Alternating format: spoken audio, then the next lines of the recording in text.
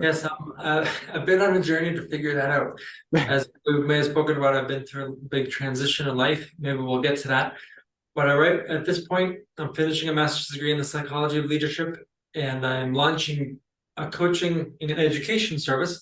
There are the two types of services. One is individual coaching geared towards people in leadership roles, whether it be small business, middle-sized business, and then if people in bigger business, obviously, if they reach out to me for those services as well.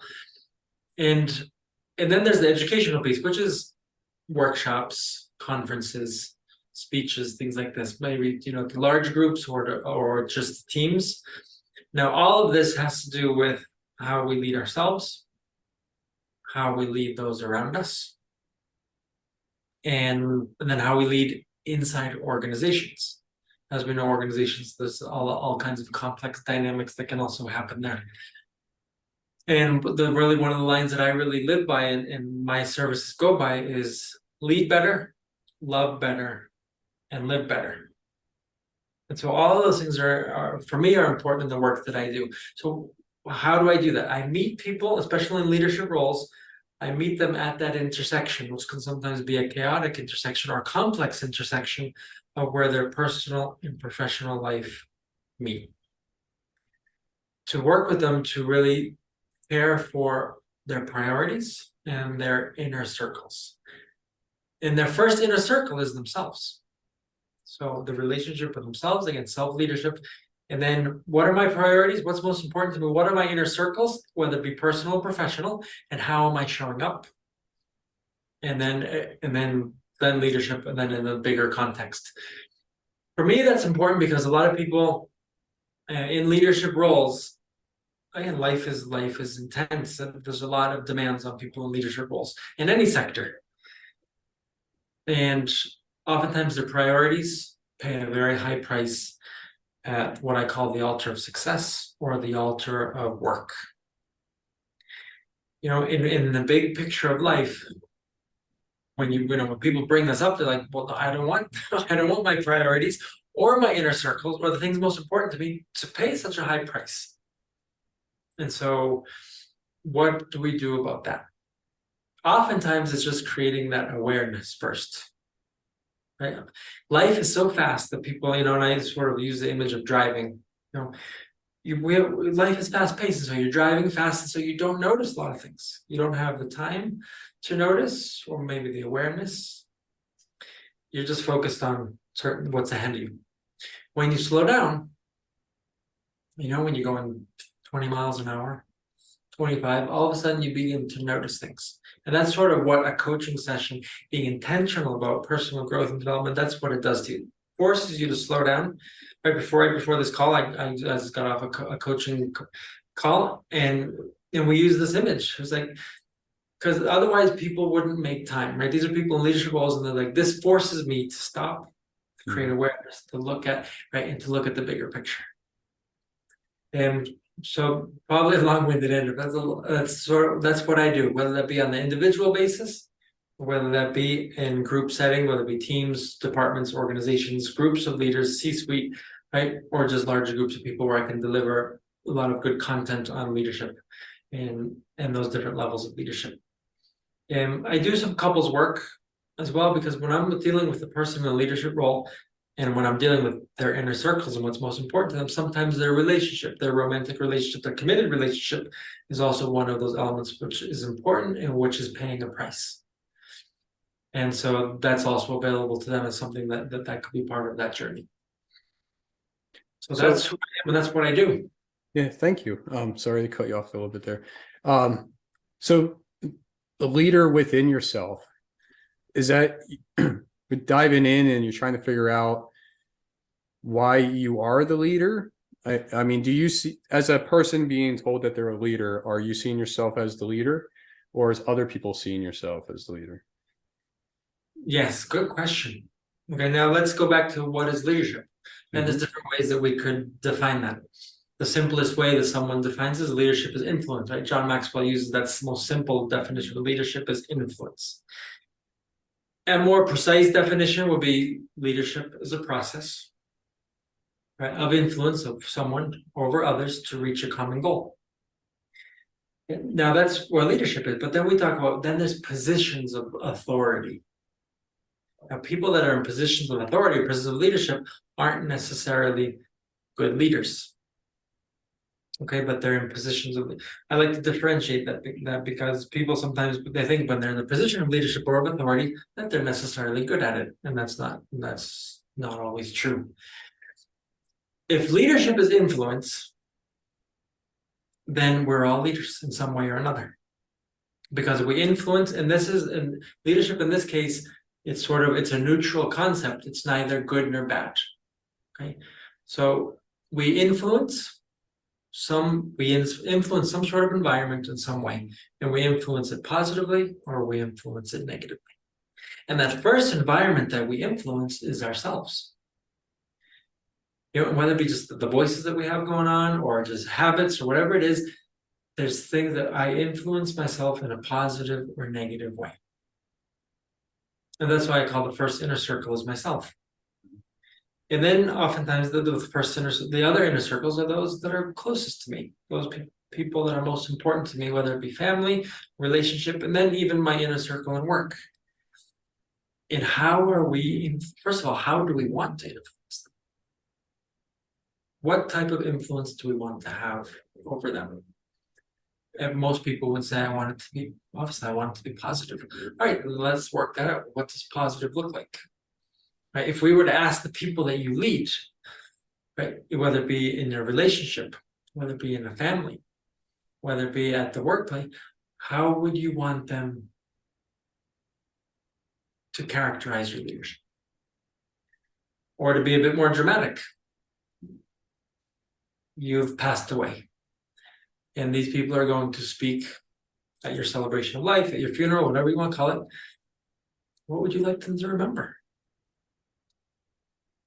Now that sounds dramatic, but again, with my background in ministry, I dealt with death all the time, and I dealt with life all the time. And so that's, for me, it's an important topic to talk about because it puts so many things in perspective. So stepping back now, back to what your question was, so leadership is influence. And I even bring that into a relationship, because a romantic couple or a committed couple, they influence each other in either positive or negative ways. So they both have leadership roles in how they're helping each other be better, how they're influencing each other, or how they're maybe dragging each other down or taking the life out of each other. Right? Most couples, they want their relationship to be life-giving, but it always isn't like that. So bringing all of this is just awareness is so important to begin to talk about it, because when people stop and then with these questions they begin to think about it, all of a sudden a lot of things come to the surface, and also then a whole path of growth is presented before them of who they want to be. Life happens to us, and we can either let just life happen to us, or we can make life happen. Well, titles, I think titles, just because who we are as human beings, we like to put words on things, concepts. Sure. Right. Leader has also become, it's a buzzword, right? And it's so much so that, in my view, it's used so much and abused that it means everything and nothing at the same time. So that's part of why I wanted to study a master's in leadership, to be able to offer much more solid content on what leadership is and what it isn't, what dysfunctional and toxic leadership looks like, what healthy leadership looks like, what leadership in teams looks like, all that. And then what self leadership looks like, because everyone talks about it, but sometimes we can't even, well, what is leadership? Right? What is that? So that's why, thankfully, my specializing in that topic has helped me, I think, to be able to bring much greater and much solid content to it. And now, titles. A title doesn't make you a leader, right? There's a common belief that if you have the title, well, then you are. No, you're in a place of influence. So you are a leader, but are you a positive or negative leader? Now, as every position or title requires a certain type of leadership. And this is where some people aren't always aware, right? If you were at a junior leadership or junior management position, supervisory role, and you get promoted, you're necessarily what made you successful, if you were successful, what made you successful at that other role might not make you successful at this next role. And this is where some people don't have that awareness, right? So, all right, I need to shift. I need to shift because different things are expected of me. I need to use different skills and abilities. And oftentimes this isn't this awareness. Now, what else happens with people in leadership roles, especially when you get to more senior leadership roles, it's sort of this belief, if I made it to this position, right? And it was sort of, I planned on this, it was part of my goal. If I made it to this position, then I must be good at it. Mm-hmm. And if I made it to this position, then I must not have to work on myself. That's sort of I think it's an erroneous conclusion, but those are conclusions that people can draw from that. And so one of the greatest, and when any studies on leadership, they look at one of the greatest problems in leadership is lack of self-awareness. Right? Because of just what I said, people at that position, if I made it here and I've been this successful, then why do I need to work on myself? Why do I need to pay attention to all this stuff? So if one of the greatest problems in leadership is self-awareness, well, then there must be a lot of value in increasing that self-awareness so that you can lead better. We all have blind spots. Mm-hmm. Okay, and when someone in a very large, when someone is in a position of a lot of influence, those blind spots can be very damaging. Okay? John Maxwell says everything rises and falls on leadership. And so why I get passionate about leadership, because leadership, when it's healthy, when it's functional, when it's properly exercised, it is so life-giving. It is so empowering. It does so much good for people, whether it be a country, whether it be a state, whether it be an organization, whether it be a church, whether it be a family. But when leadership is dysfunction, is unhealthy, the styles what I'm talking about, if it's toxic, right, and there's a lot of blind spots and there's just a lot of this dysfunctionality, it can be very destructive. And it can hurt a lot of people. Bring that into the family realm, it can be much more hurtful, because again, there's a lot of emotional bonds in a family dynamic and in a romantic relationship. Bring it to the faith sector, it can be very damaging, deeply damaging, because faith is a very deep human experience. And when leadership in the faith sector, the spiritual sector, uses that power and authority in an improper way or an unhealthy way, oftentimes just because of lack of education, lack of awareness, whatever it is, the damage can be very deep. In the professional realm, it can still be very destructive of a culture, of an organization, right? All you have to look at is numbers, or all you can look at also is turnover, right?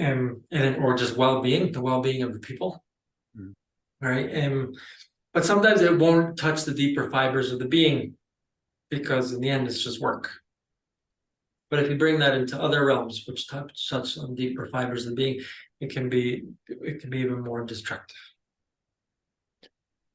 Do you find these leaders seeking help for themselves, or somebody else like kind of pushing them to get help? What I see, there's different things, but there's a huge shift in movement, kind of. You can see in society, especially in the States, sort of the Western cultures, there's a huge movement towards developing yourself, to working on yourself. You've seen a huge rise in coaching, right? Coaching, the whole market in coaching has taken off. Therapy is a lot more, and psychology is a lot more common now, right? These are all things, if we go back 2 decades, they weren't as common. Right, and they weren't maybe seen in such a positive light. So there's a huge shift in this generation to want to improve. And large corporate, now there's the financial aspect, right? All of this costs money. The coaching market is some of it can be very pricey. It's a luxury service, really. Okay, and it's not regulated. But anyways. So large corporations usually have budgets where they can really invest in their people, and they're doing it a lot more, right? And there's some models, if you look at Better Up, I also do some part-time work with a company called Ezra, and that is the whole concept is that how do we make coaching more available to more people, and not just the C-suite. Okay, and so there's these models that have come about where they make coaching available to more people. And so large corporations definitely becoming part of the culture where there's a lot of training and there's a lot of opportunities for personal development and growth, and coaching is seen in a much more positive light.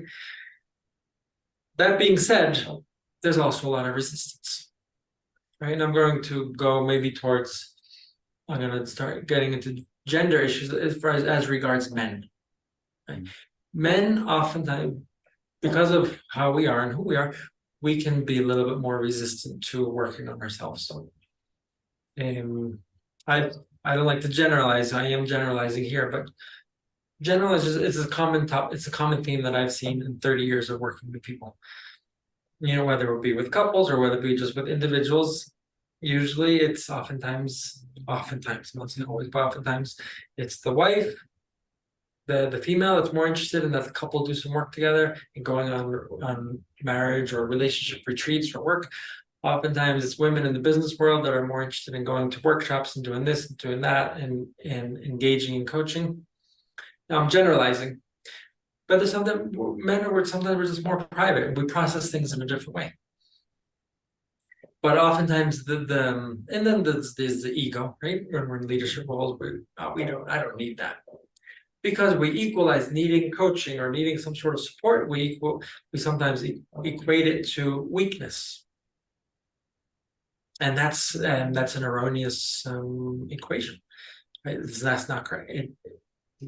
I would say that not being aware, not being willing to work on it, I would call that a weakness.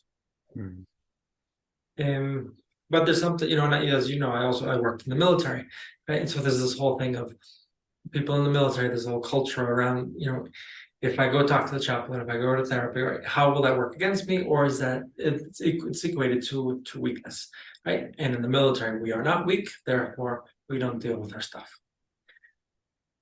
So the military is a very easy sector to use as an example.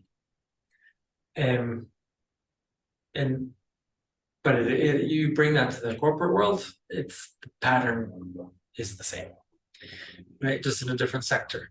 In the military, and I have to say, my time with the Marines and sailors, I love the Marines and sailors, right? The people that I worked with, and I loved everything that I did in the military. So I'm not trying to give them a bad rap, but there's also everything happens in a culture, in a context, right? And culture and context definitely influence the way we behave. So I've seen, to answer your question, I've seen a huge uptake in this. There's much more interest in it, but there's also still a lot of resistance. And I think the higher you go in authority or in leadership, the more resistant you might be to working on yourself. And it's not that when you go to coaching, it's not that a coach has the answers. The art of coaching is really is very attentive listening and creative questioning, with the conviction that you have the answers inside of you. And so I facilitate a process to help you discover those answers. Now, when I coach, there's the coaching element, but then there's also sort of an advisory and educational element. Because sometimes in some roles you work somewhat as a consultant and somewhat as an educator, at least for me. Right. And so I'd like to differentiate between those different styles when I'm talking to somebody. But coaching is very powerful. And you have the reins in the coaching relationship because it's about your agenda. It's about what do you want to get out of this. And I just facilitate a process where you come up with to help you discover your answers in your path to progress. Now, if I can add to that some education, some principles, concepts, or some, just from life experience and working with a lot of other people, what might work and what might have worked for others to help you enrich the conversation, then I might do that. I meant, is there a lack of leadership out there? Definitely. I mean, if we're going back to how we define leadership and then positive leadership, yeah, definitely. Yeah. Yes, there's a crisis, and there's a few things to this. There's a crisis of authority. I think since there's been an abuse of authority. Now I'm talking about the states. Okay. The United States has a very interesting relationship with authority because there's a huge focus on freedom and liberty, right? And individual freedom and all. I don't want to go down that rabbit hole, but again, freedom and liberty exists in a context. Right? Freedom and liberty, it's subject to a context. Right? It's not an absolute. Right? Why do I say that? Because, well, there's rules, there's laws, right? And you have freedom. And so if my freedom was an absolute, I can walk all over your freedoms and with no consequences. And so liberty and freedom exists in the context. And also in the context of who we are as human beings. And that we want our freedom and our liberty to lead to good. Okay, so that's sort of, so in the context, it's just very interesting, the relationship of authority in the States, because of the huge focus on individual freedom. All that is well and good. So what's happened is there's been a lot of problems in the use of authority and leadership in the state, in a lot of countries, right? But let's use the States, whether it be in corporate, whether it be in the religious field, whether it be a nonprofit, right? The abuse or just poor leadership, right? And so what does that create in the younger generation? It creates rejection towards authority and towards leadership, which isn't healthy, because then it creates the chaos. The people that are in positions of authority and leadership are meant to offer a bit of order to social context and a bit of direction. So I would say there's a crisis of leadership, because if we look at some of the, whether it be the political or social layout, what's the word, layout, or just the landscape, there's a lot of chaos. There's a lot of confusion. So yes, I would say there's a crisis in healthy leadership.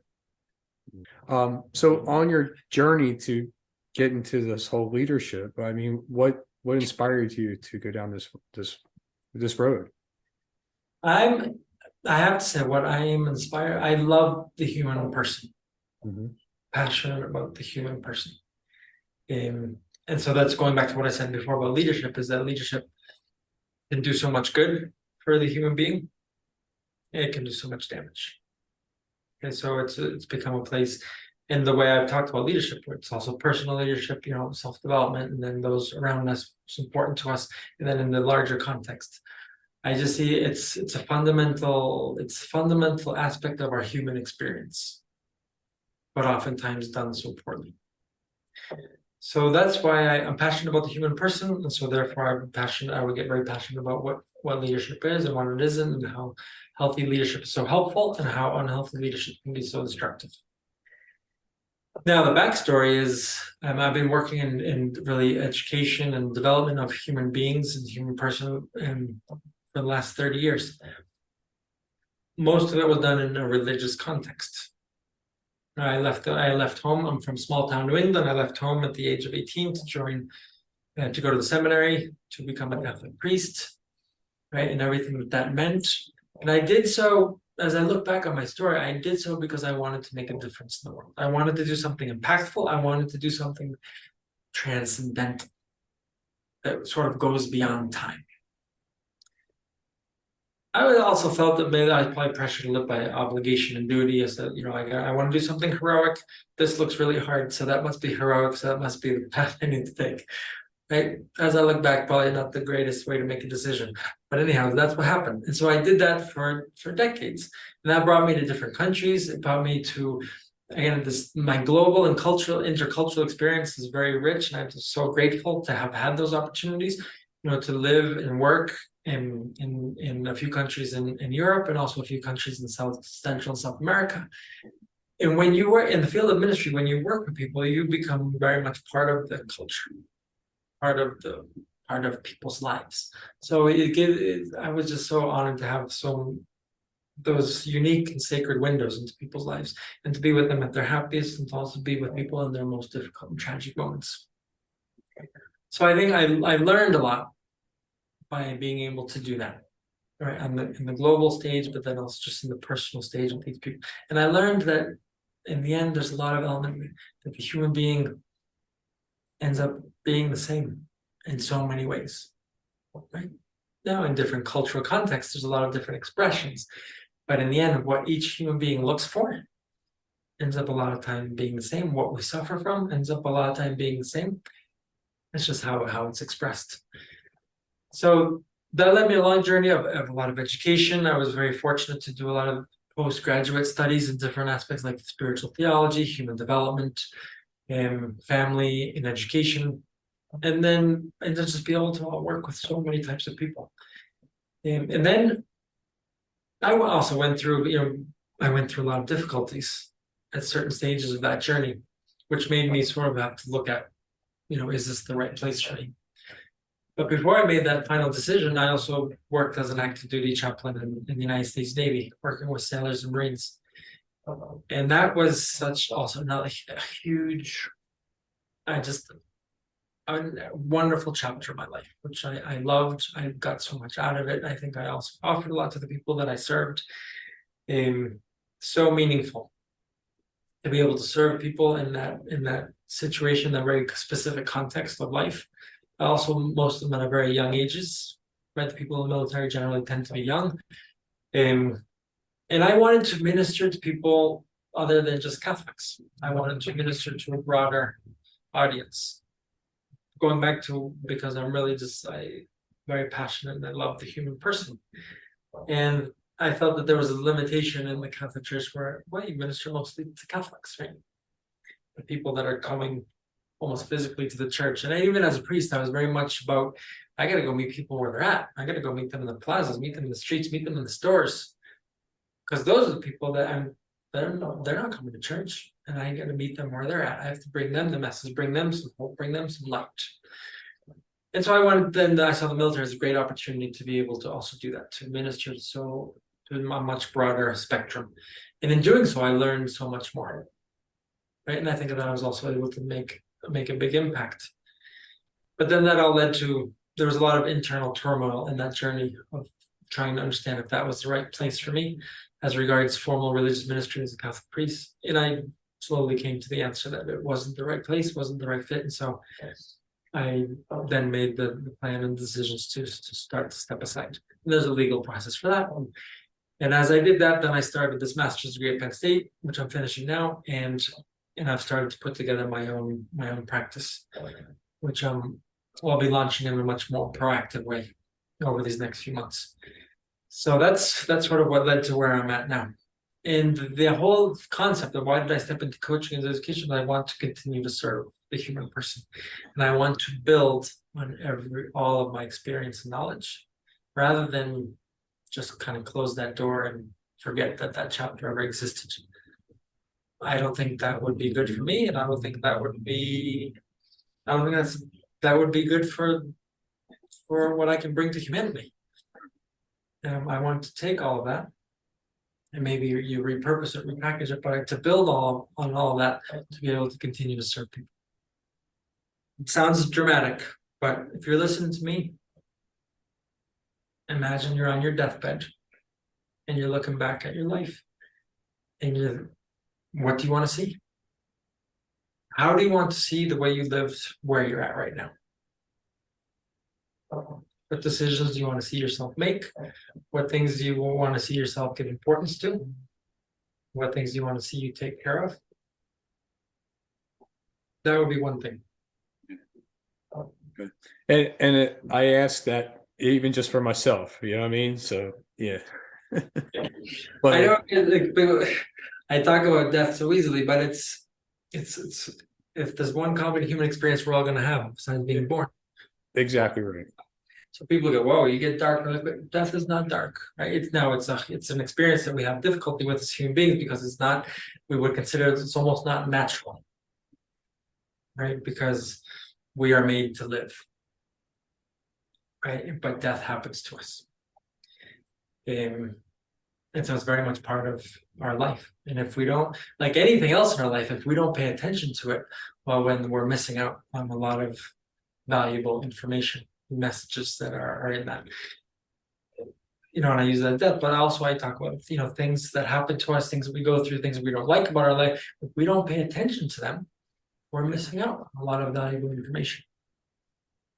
Yeah. So back to the funeral, the death. I guess you could look at it as what's in your obituary. What you would like to see, who you would like to see at your funeral.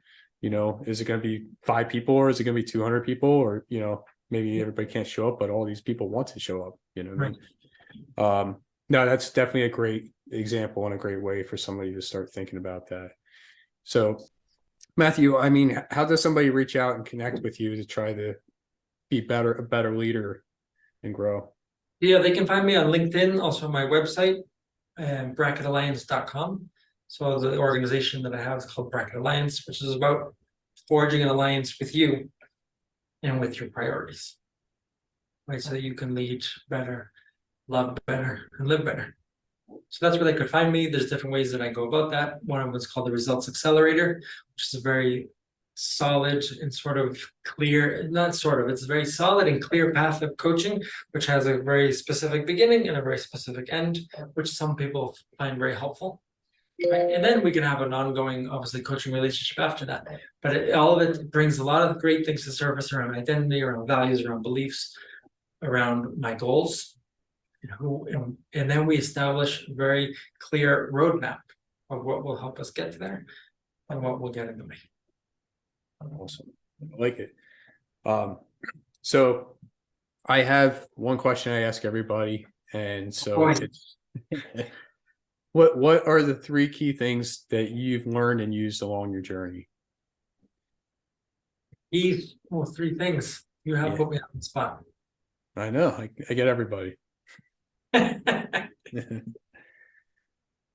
One is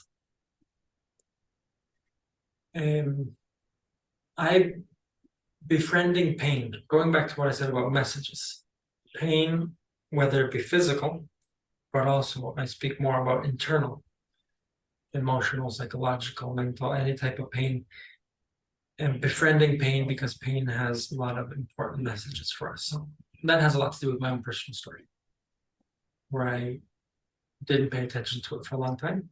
And I won't get into that, but befriending pain, because there's very important messages there. And it's hard, that can be hard for us to do as human beings, especially internal pain, something that we want to put away, as I said before. Another thing is the beauty of the human person. And I know there's a lot of people are not nice to each other, and in the way people post on social media, and the way people treat each other in the streets. And I think it's sad, because in the end, we're all looking for the same things. Everyone has challenges and difficulties. People are carrying around a lot of pain. And we end up being very destructive as a race, as the human race. And just loving people. And I guess there's so many different ways that go with the third one, but I would say invest intentionally in living and leading better, loving better, and living better, because it's not something that just happens. Invest intentionally. That's great. Yeah, thank you. Matthew, I appreciate you coming on and everything that you're doing and what you shared. I think is a great message and get out there for more leaders. So thank you for coming on. And I thank you for the opportunity for giving me this platform.